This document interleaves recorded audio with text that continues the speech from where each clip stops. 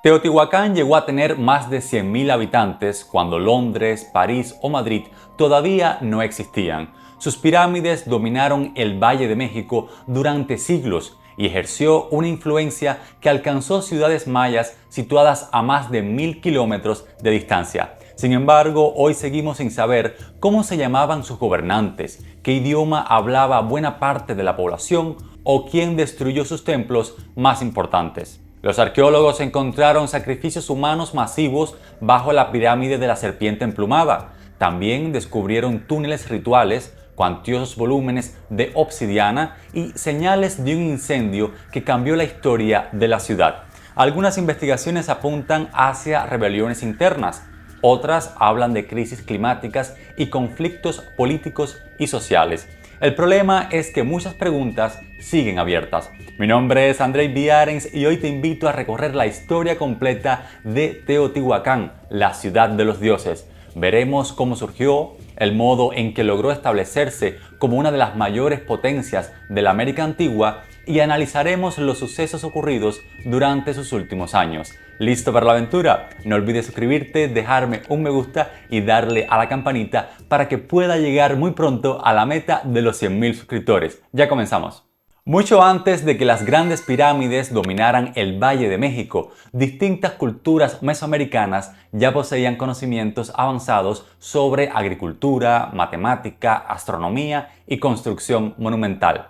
Teotihuacán no apareció de manera aislada, tampoco fue una obra de un pueblo surgido repentinamente en el valle. Su origen estuvo conectado con siglos de transformaciones que cambiaron paulatinamente el centro de Mesoamérica. Durante el primer milenio antes de nuestra era, varias aldeas comenzaron a expandirse alrededor de los lagos del Valle de México, gracias justamente al cultivo intensivo de maíz, frijol, chile, tomate, aguacate, calabaza, entre otros. Algunas comunidades crecieron hasta convertirse en significativos centros regionales. Al mismo tiempo, más al este y hacia la costa del Golfo, la civilización olmeca ya había desarrollado gigantescos centros ceremoniales y redes comerciales extensas que terminarían influyendo en la mayoría de las culturas posteriores de Mesoamérica.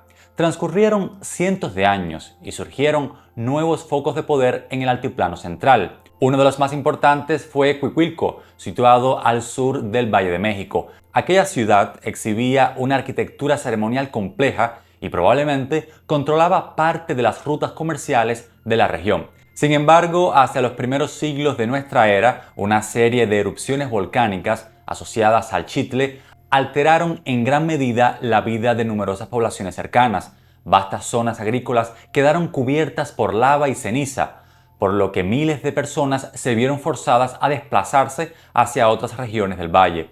Muchos investigadores creen que ese proceso aceleró el crecimiento de los asentamientos situados al noreste del valle, precisamente donde comenzaba a desarrollarse Teotihuacán. El arqueólogo René Million describió este hecho como uno de los procesos urbanos más extraordinarios de la antigüedad americana. La ciudad, pues, nació en un contexto caracterizado por las migraciones, el intercambio cultural y la concentración de poder económico. Además, los habitantes de Teotihuacán heredaron conocimientos técnicos acumulados durante generaciones enteras. Sabían construir plataformas monumentales y organizar mano de obra a gran escala, así como aprovechar los recursos agrícolas de aquel suelo y dominaban el comercio regional. La obsidiana procedente de las minas cercanas a Pachuca se convirtió rápidamente en uno de los recursos más valiosos de toda la región. Su característico color verdoso aparece hoy en yacimientos situados a cientos de kilómetros de distancia. La ubicación de Teotihuacán tampoco fue casual. El asentamiento estaba próximo a importantes vías que conectaban distintas regiones de Mesoamérica. Desde allí podían circular mercancías, materias primas y también ideas religiosas y políticas. Poco a poco la ciudad comenzó a atraer comerciantes, artesanos y grupos procedentes de otros territorios. Algunos barrios excavados muestran influencias zapotecas, mayas y de otras culturas del área geográfica. Hacia el siglo I, Teotihuacán ya estaba transformándose en una verdadera metrópolis. El crecimiento había dejado atrás la escala de una ciudad regional. Sus dirigentes comenzaron a reorganizar el paisaje del valle mediante uno de los proyectos urbanos más ambiciosos de toda la antigüedad americana. Miles de trabajadores participaron durante décadas en la nivelación del terreno, la construcción de plataformas y la planificación de enormes espacios ceremoniales. La ciudad fue diseñada siguiendo un trazado geométrico extremadamente preciso. La orientación principal de la Calzada de los Muertos presenta una desviación de unos 15 grados respecto al norte geográfico. Durante décadas, arqueólogos y astrónomos discutieron las razones exactas de esta alineación. Algunos investigadores las relacionan con observaciones astronómicas vinculadas al movimiento solar y determinadas fechas agrícolas importantes para el calendario ritual mesoamericano.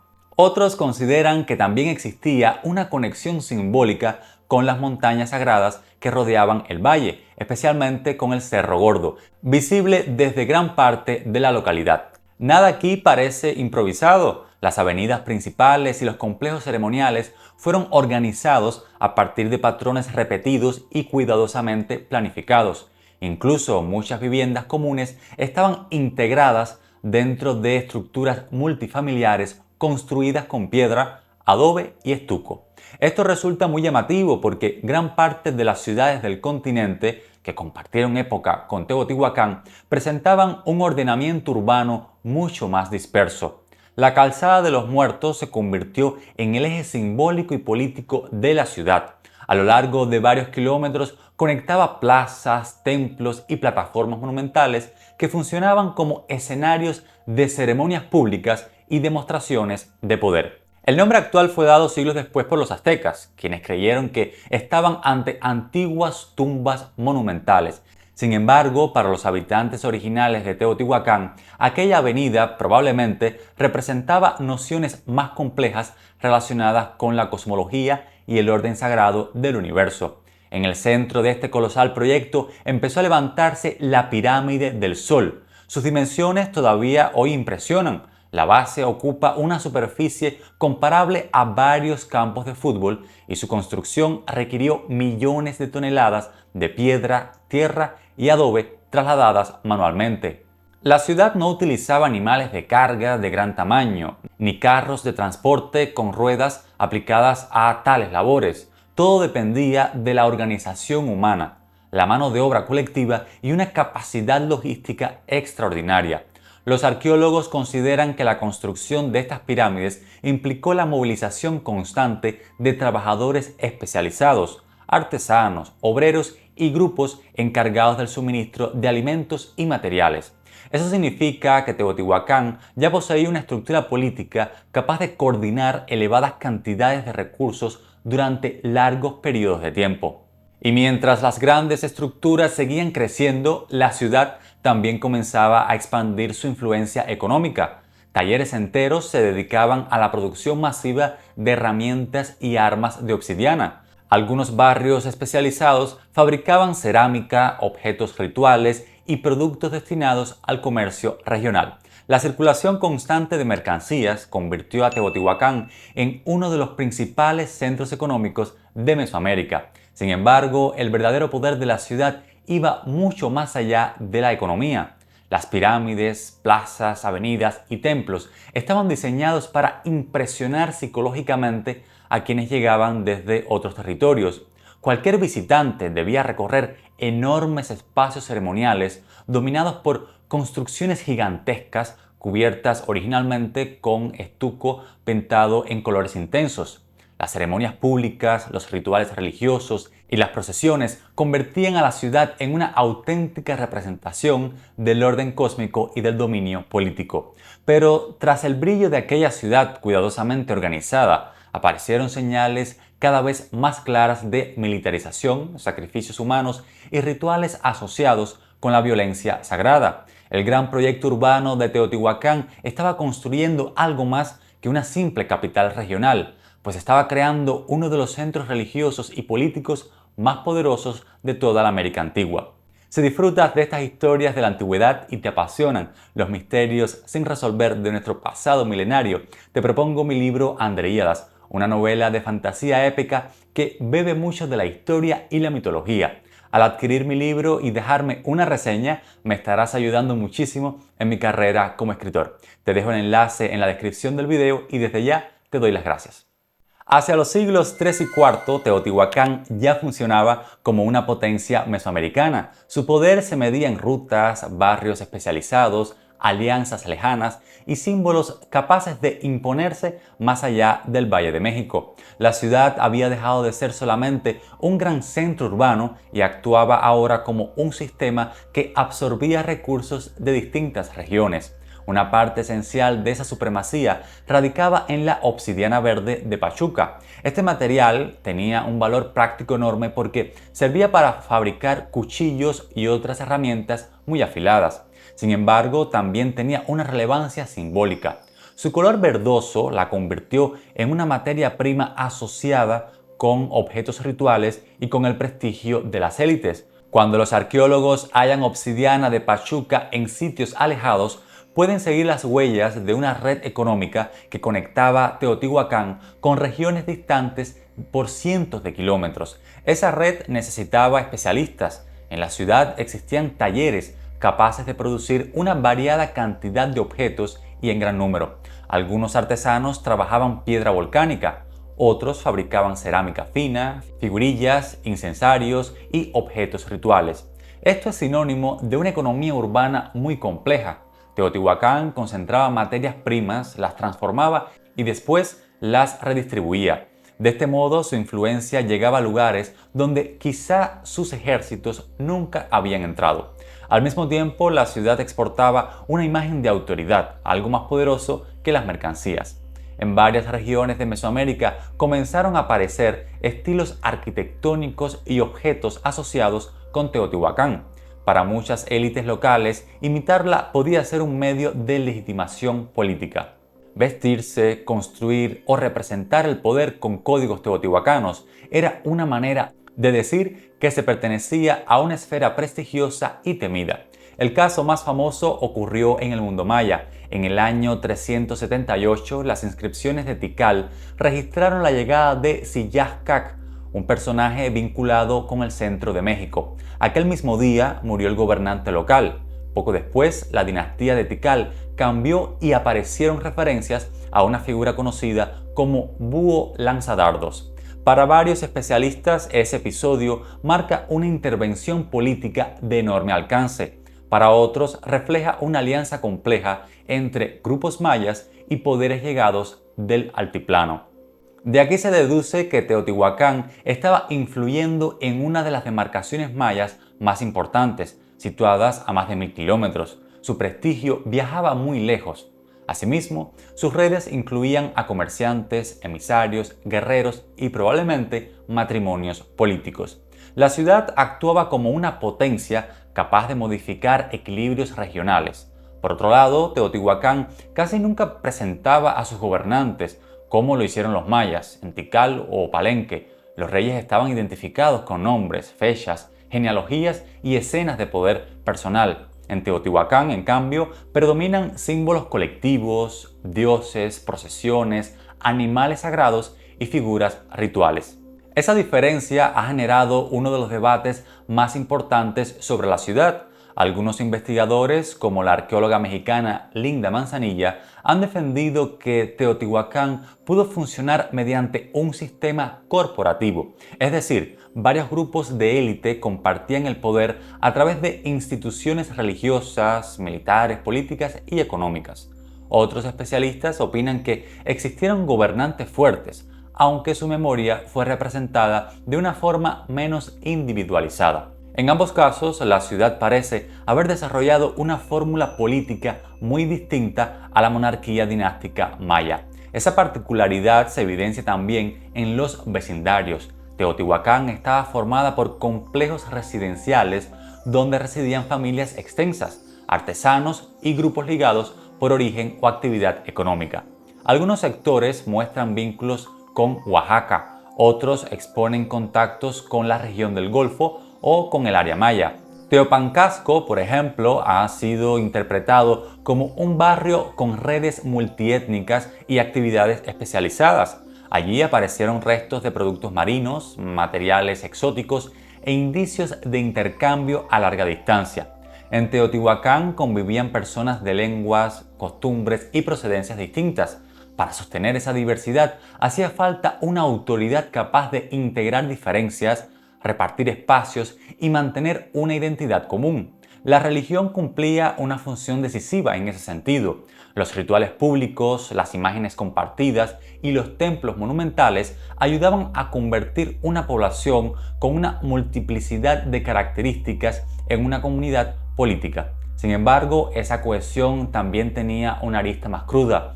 Bajo el templo de la serpiente emplumada aparecieron entierros rituales asociados con la fundación o consagración del monumento. El arqueólogo japonés Saburo Sugiyama estudió estos hallazgos y los relacionó con militarismo, sacrificio y construcción de autoridad estatal. Algunos individuos estaban vinculados con símbolos guerreros y objetos ceremoniales. El poder de Teotihuacán tenía al unísono una base religiosa, económica y también militar. La serpiente emplumada ocupaba un lugar especial dentro de ese lenguaje político. Su templo estaba en la ciudadela, un enorme complejo capaz de reunir multitudes. Allí la arquitectura funcionaba como teatro del poder. Las masas podían congregarse en espacios abiertos mientras las élites dirigían ceremonias cargadas de símbolos. El Estado se mostraba ante la población mediante procesiones, ofrendas y rituales que hacían de la obediencia una parte del orden sagrado.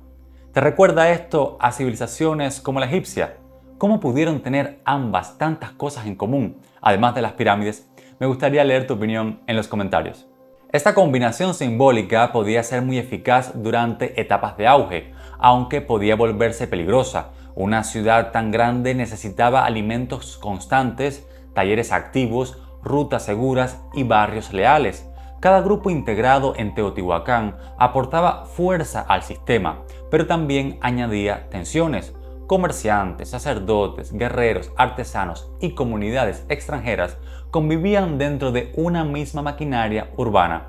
Ese engranaje funcionó bastante tiempo. La ciudad atrajo riqueza, impuso símbolos y proyectó influencia hasta el mundo maya. Pero cuanto más complejo se volvía el sistema, más difícil era preservarlo. Si fallaban las rutas, si las élites perdían legitimidad o si los barrios dejaban de aceptar el orden impuesto por el centro ceremonial, el poder podía quebrarse desde dentro. Si bien Teotihuacán alcanzó una influencia inmensa, las señales arqueológicas dan cuenta de que su final estuvo marcado por incendios selectivos, destrucción de edificios de élite y una crisis que parece haber nacido en el propio corazón de la ciudad. Sobre eso te hablaré en el siguiente bloque. Ahora quisiera recordarte que en mi Patreon profundizo mucho más en este tipo de investigaciones. Allí puedes ver los videos de YouTube antes de su estreno público y acceder a contenido exclusivo solo para esa plataforma. Al suscribirte estarás brindando un notable apoyo a este proyecto. Quiero aprovechar para darle las gracias a mis mecenas y miembros de pago en el canal. Desde aquí les mando un abrazo. Si quieres formar parte de esta comunidad, te dejaré el enlace en la descripción del video. Hacia los siglos V y VI, el equilibrio interno de Teotihuacán se tornó cada vez más frágil. Algunos talleres muestran señales de reducción en la producción, ciertos circuitos comerciales parecen haber perdido fuerza, otros centros regionales comenzaron a crecer en distintas zonas de Mesoamérica. Eso significa que la ciudad ya tenía competidores capaces de disputar rutas, recursos y prestigio político. A esa presión económica se sumó el delicado hecho de que Teotihuacán era una metrópolis multiétnica. En sus barrios vivían grupos con orígenes distintos, actividades especializadas y redes propias de intercambio. Durante el auge, esa diversidad había convertido a la ciudad en un motor de riqueza. Linda Manzanilla ha planteado que la competencia entre barrios y grupos de élite intermedia pudo contribuir al debilitamiento del sistema político teotihuacano. El centro de la ciudad estaba asociado con los gobernantes. Allí radicaban los grandes espacios ceremoniales, los edificios administrativos y los emblemas visibles del poder. En cambio, muchos barrios funcionaban como unidades con fuerte identidad propia. Algunos controlaban actividades artesanales, Otros mantenían lazos con regiones externas. Eso otorgaba autonomía económica a ciertos grupos, y una élite central demasiado rígida podía empezar a chocar con esos sectores urbanos cada vez más poderosos. El conflicto, por tanto, escaló de manera lenta, primero como competencia por recursos, después tomó forma de desconfianza política y más tarde se manifestó en el rechazo hacia quienes controlaban el centro ceremonial.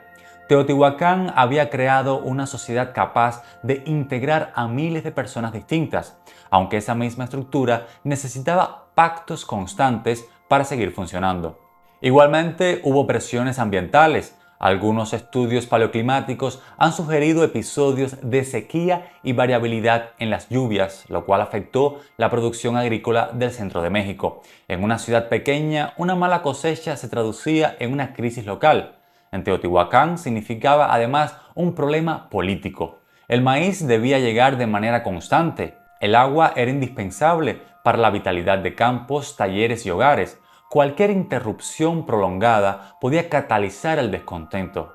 Quizá los pobladores empezaron a percibir que los rituales ya no garantizaban el equilibrio promedio. Las élites religiosas habían presentado su autoridad como parte del orden sagrado, pero cuando faltaban alimentos, las rutas se debilitaban y los barrios compiten entre sí. El poder simbólico pierde fuerza entonces. La ciudad seguía luciendo sus pirámides gigantescas, aunque la confianza en quienes dirigían esas ceremonias podía estar erosionándose. Los incendios y las destrucciones más intensos se concentraron en edificios relacionados con la minoría al mando y el aparato ceremonial. Varias estructuras cercanas a la Calzada de los Muertos fueron quemadas y saqueadas. Algunas esculturas fueron demolidas de forma deliberada y determinados espacios de poder quedaron inutilizados. Mientras tanto, ciertos sectores residenciales continuaron ocupados durante un tiempo.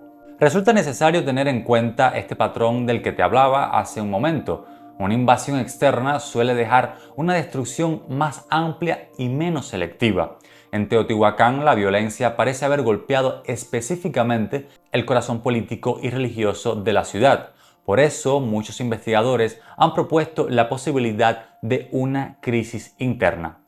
El panorama visto desde el interior seguramente incluía a un artesano que había visto caer la demanda de sus productos y al comerciante que ya no controla las mismas rutas. También formaban parte de la escena una familia de un barrio periférico que observa cómo los rituales del centro siguen exigiendo obediencia mientras la vida cotidiana se vuelve más difícil, y a un grupo de la clase media que exige mayor autonomía. En ese ambiente, una ceremonia pública podía dejar de parecer sagrada y empezar a lucir como una provocación. Hacia mediados del siglo VI, esa tensión estalló. Los edificios representativos del poder fueron atacados y el fuego consumió espacios ceremoniales. Los símbolos que durante centurias habían encarnado la autoridad fueron derribados ante los ojos de la población. Aquella acción implicaba que la ciudad estaba rompiendo con su propio orden político. El colapso de Teotihuacán debe comprenderse como un proceso. El centro ceremonial perdió su capacidad de organizar la vida urbana. La población disminuyó, algunas actividades económicas se desplazaron y se modificaron antiguos barrios. La influencia exterior de la ciudad se debilitó, por tanto. Sin embargo, siguió habitada durante un tiempo, aunque bajo una realidad muy distinta. Si bien Teotihuacán conservaba sus monumentos, había perdido la fuerza política que le daba sentido. Desde aquel incendio, Teotihuacán siguió existiendo como lugar físico. Sus pirámides continuaron en pie y las avenidas todavía marcaban el paisaje. En cada muro aún se conservaban restos de pintura y antiguos símbolos rituales, pero la metrópolis que había dominado Mesoamérica ya transitaba por otra etapa. El poder se fragmentó y la memoria colectiva atravesó una metamorfosis. Siglos después, cuando otros pueblos llegaron al valle y caminaron entre aquellas ruinas gigantescas, encontraron una ciudad envuelta en el misterio. Cuando el poder político de Teotihuacán se resquebrajó, la ciudad dejó de funcionar como la gran capital mesoamericana que fue. La urbe desapareció como estado, aunque siguió viva como paisaje sagrado y memoria ancestral para los pueblos que llegaron después. Tras la crisis del siglo VI, el Valle de México entró en una etapa de reorganización. Aunque algunos antiguos barrios siguieron ocupados, la población se redistribuyó. Otros espacios quedaron abandonados o fueron reutilizados con otros propósitos. Los grandes templos ya habían perdido su función original, pero continuaban cargando de sentido al territorio. Vivir cerca de aquellas pirámides significaba habitar junto a una grandeza que nadie podía ignorar. Durante el periodo epiclásico, entre los siglos VII y IX, surgieron nuevos ejes de poder en el centro de México. Xochicalco, Cacaxtla, Cholula y más tarde Tula participaron en un mundo más fragmentado y competitivo. En ese nuevo contexto, Teotihuacán se convirtió en una especie de alusión al pasado monumental. Sus fuerzas arquitectónicas y recuerdos siguieron circulando, aunque la ciudad que los había creado ya había perdido el control de antaño. Esto explica por qué Teotihuacán se volvió tan importante para los mexicas muchos siglos después. Cuando estos grupos llegaron al Valle de México, las pirámides ya eran ruinas antiquísimas. Ellos contemplaron una ciudad que parecía anterior a la memoria humana. La llamaron Teotihuacán, un apelativo que suele interpretarse como el lugar donde nacen los dioses. También dieron a su avenida principal el nombre de Calzada de los Muertos, porque pensaron que las plataformas laterales eran tumbas de antiguos señores. Para los mexicas, aquellas ruinas tenían una autoridad especial. La tradición vinculó a Teotihuacán con el nacimiento del quinto sol. Según el mito, los dioses se reunieron allí cuando el mundo estaba en oscuridad. Nanahuatzin se arrojó al fuego y se convirtió en el sol, mientras que Tecusistecatl fue asociado con la luna. Después, las deidades ofrecieron su propia vida para poner en movimiento el cosmos. Esa historia convirtió a Teotihuacán en un escenario de creación universal. Los mexicas no reconstruyeron una crónica exacta de la ciudad clásica, sino que se apropiaron de una ruina gigantesca para integrarla en su propia visión del mundo. Teotihuacán le servía como prueba material de una edad sagrada anterior. Allí estaban las pirámides, la avenida, los templos y una escala urbana imposible de explicar desde la memoria mexica. Así, los restos se transformaron en un argumento religioso y también político. Los grandes imperios suelen buscar legitimidad en pasados prestigiosos. Para los mexicas, vincularse con Teotihuacán era conectarse con una autoridad más antigua que Tenochtitlán. Moctezuma II visitaba el lugar y, según fuentes coloniales, se realizaban ofrendas periódicas en sus templos. Teotihuacán era apenas un despojo que seguía produciendo poder.